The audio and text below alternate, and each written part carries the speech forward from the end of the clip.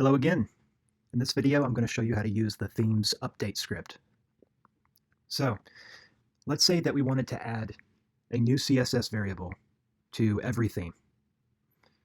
In the past, we would have to go into each individual theme, add the CSS variable, and then add its color value.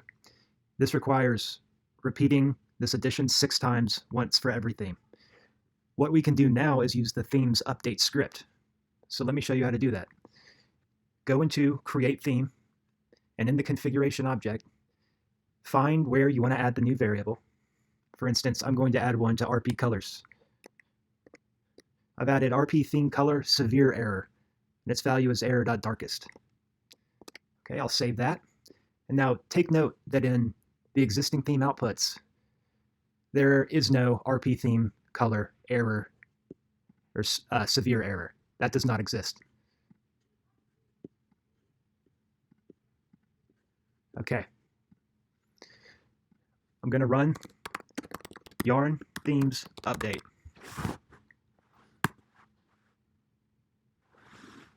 Let's check the output.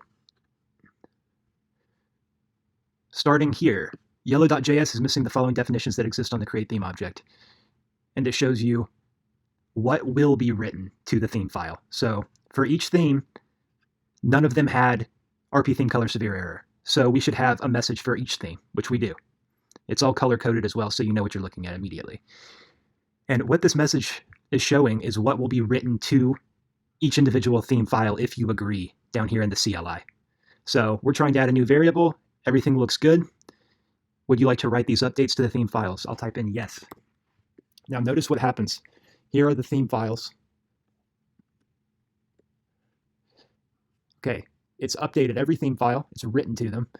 Then it runs Prettier to format the file itself to match our guidelines. So this takes a minute.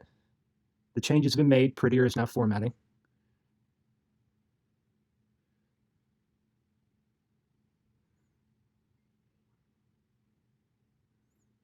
Okay, Prettier's finished. Now I'm going to run git diff to see what changes were written. So starting with Cardano, we see our new variable. Dark blue, same, dark Cardano, and so on. You can see each theme output file has RP theme color severe error now. So if this was really a CSS variable I wanted to add, I would commit the result from here.